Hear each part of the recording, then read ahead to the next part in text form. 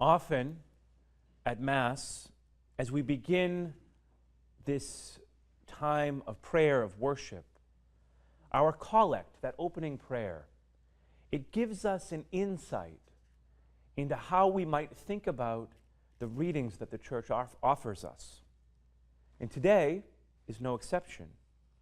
At the beginning of this Mass, we prayed, "Convert us, O God, our Savior, and instruct our minds by heavenly teaching, that we may benefit from the works of Lent."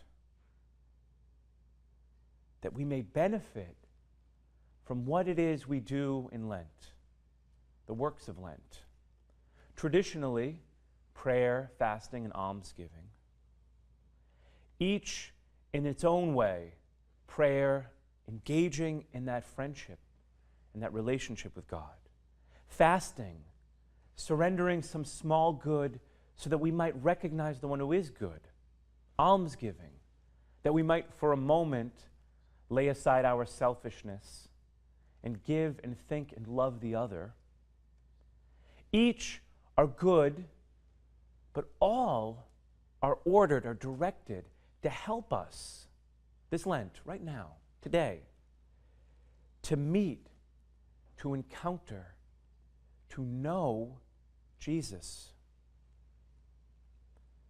Our first reading from the book of Leviticus, it offers us a presentation of the law,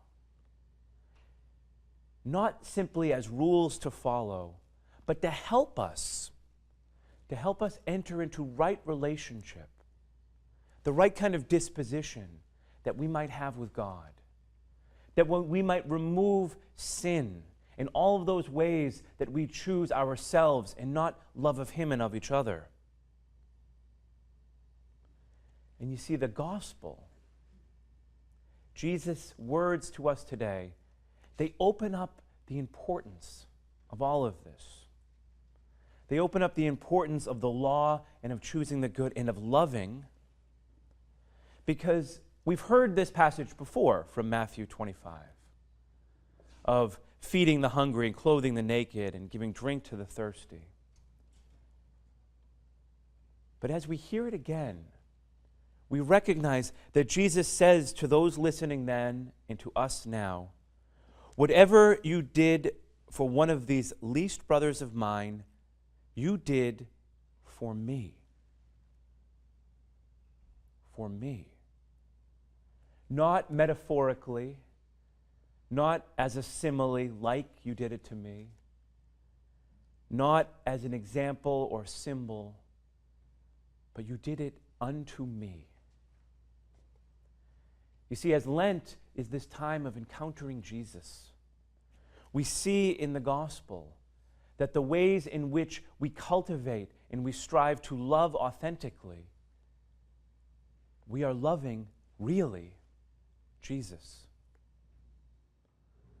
You see, the moral teaching of the Church proposed to us are for our good,